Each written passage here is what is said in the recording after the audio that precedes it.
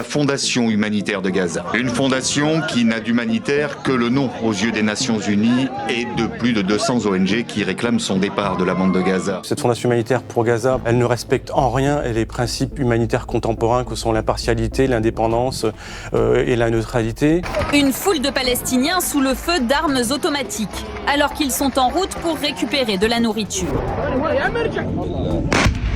Pour rappel, c'est près de 800 morts aux alentours de ces dispositifs qui ont été recensés depuis qu'ils sont fonctionnels. Le ministre de la Défense, Israël Katz, a révélé au cours d'un entretien avec la presse qu'Israël prépare la création d'une nouvelle ville humanitaire à Rafah. Cette ville humanitaire n'a rien d'humanitaire, c'est simplement un lieu où les populations seront concentrées avec la possibilité d'être expulsées dans un second temps pour pouvoir réaliser un projet de nature coloniale.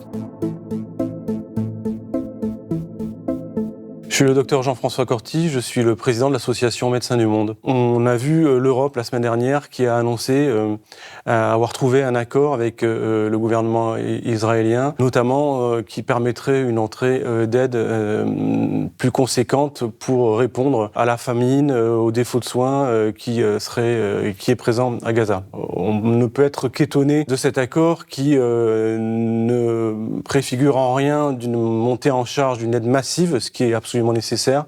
On ne sait pas par quel acteur humanitaire ou quel acteur de l'aide pourrait transiter cette aide qui rentrerait de manière plus conséquente par plus de lieux de passage. Et donc en fait, cet accord israélo-européen relève davantage d'une procédure de façade en fait, pour ne pas remettre en question les accords d'association qui existent aujourd'hui entre l'Europe et le gouvernement israélien.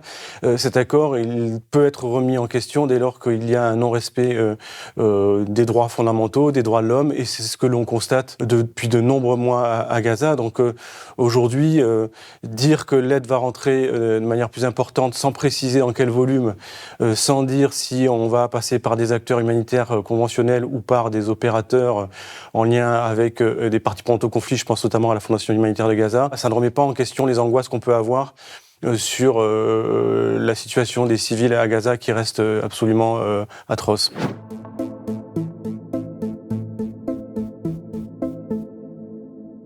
On est dans le cas typique d'une instrumentalisation de la rhétorique humanitaire, de la raison humanitaire, qui est absolument abjecte. On est dans un contexte où il y a déjà 2-3 mois, le COGAT, l'agence israélienne qui gère les relations avec les Nations Unies, avec les ONG, annonçait déjà l'arrivée de la Fondation humanitaire pour Gaza et rappelait qu'il y aurait de l'aide, des camions qui rentreraient pour alimenter cette fondation, qui distribuerait de la nourriture et qui serait disposés en hub logistique, c'est-à-dire des lieux où on pourrait justement distribuer cette aide selon des critères qui restaient à préciser. Ce qu'on voit depuis 2-3 mois, c'est qu'évidemment, cette GHF, cette Fondation humanitaire pour Gaza, qui est un opérateur, on va dire, de l'armée israélienne et des Américains, elle est dirigée par un proche de M. Trump. Elle ne respecte en rien les principes humanitaires contemporains que sont l'impartialité, l'indépendance et la neutralité. Elle est là pour faire une distribution d'aide, mais selon des critères flous en matière de sélection, on va dire, des bénéficiaires. Pour rappel, c'est près de 800 morts aux alentours de ces dispositifs qui ont été recensés depuis qu'ils sont fonctionnels. Et puis surtout, elle a effectivement constitué des lieux de distribution plutôt centrés dans le sud, autour de Rafah. Aujourd'hui, environ 3 à 4 lieux de distribution. Il y en avait un jusqu'à présent sur Gaza City. Mais en fait, ce que l'on voit, effectivement, c'est que cette GHF, elle est un opérateur, on va dire, d'une partie prenante au conflit, avec pour vocation d'accompagner ce qui s'avère être une déportation massive de civils. Pourquoi ? Parce qu'il faut corroborer à l'arrivée de cette fondation les annonces politiques de M. Netanyahou et de M. Smotrich il y a déjà 2 ou 3 mois, qui annonçaient une volonté de recoloniser totalement la bande de Gaza, de pousser les populations vers l'ouest et ensuite vers le sud, où elles seraient concentrées, c'est les termes de M. Smotrich, avant potentiellement d'être expulsées en dehors de la bande de Gaza et de réaliser la fameuse Riviera du Moyen-Orient de M. Trump.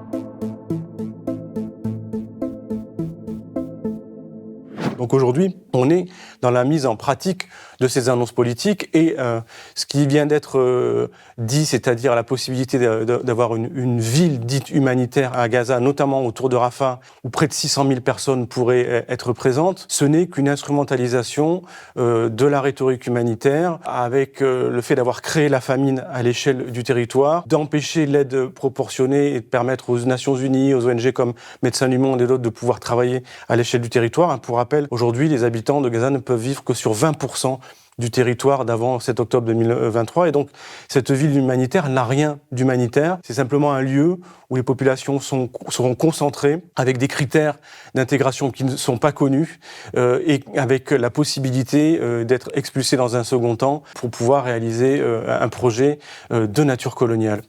Et si vous ajoutez à cela un contexte actuel difficile de réenregistrement des organisations nationales, c'est-à-dire israéliennes et internationales dans la région, on voit que les autorités israéliennes créent les conditions de plus grandes difficultés pour pouvoir être autorisées à travailler d'ailleurs en Cisjordanie, où la situation est particulièrement grave aussi, et à Gaza, en rappelant que si des ONG internationales, si des ONG aussi israéliennes venaient à contredire, critiquer la politique israélienne, alors ils risqueraient de ne pas pouvoir être enregistrés ou réenregistrés, ce qui, de fait, est une mesure qui va à l'encontre des principes démocratiques.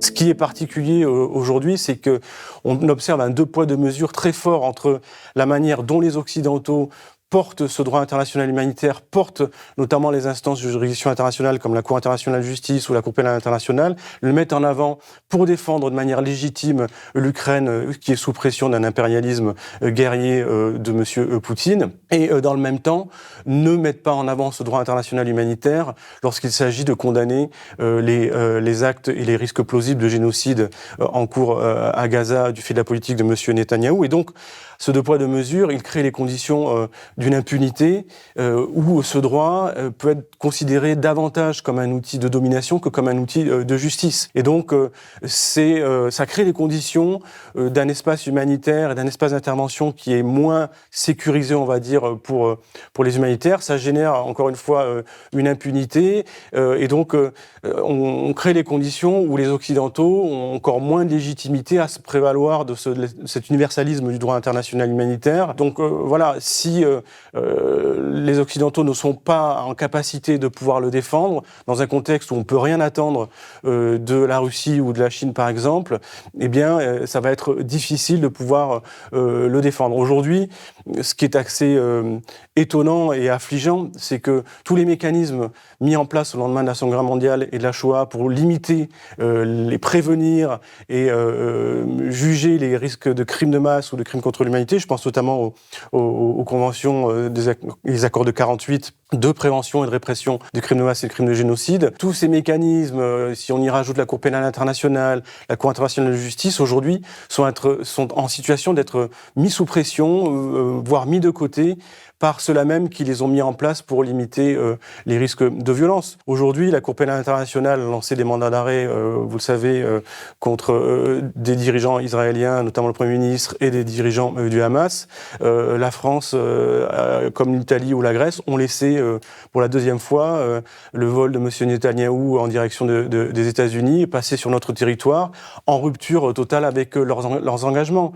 Lorsque la Cour internationale de justice, qui elle s'attaque davantage aux États, dit à plusieurs reprises en 2024 qu'il y a un risque plausible de génocide, qu'il y a tous les éléments qui sont mis en avant pour pouvoir documenter ce risque de génocide, les États signataires des conventions de 48 sont censés tout mettre en œuvre pour limiter ce risque. Or, on ne voit pas la majorité des Occidentaux être à la manœuvre pour mettre une pression et limiter le risque de génocide en cours. Donc aujourd'hui, ce droit international humanitaire et les juridictions internationales sont sous pression, y compris des démocraties occidentales. C'est particulièrement inquiétant. Il faut se mobiliser pour défendre des valeurs de solidarité internationale, pour défendre ce droit et pour faire en sorte que, notamment, l'action humanitaire puisse continuer son œuvre de manière indépendante.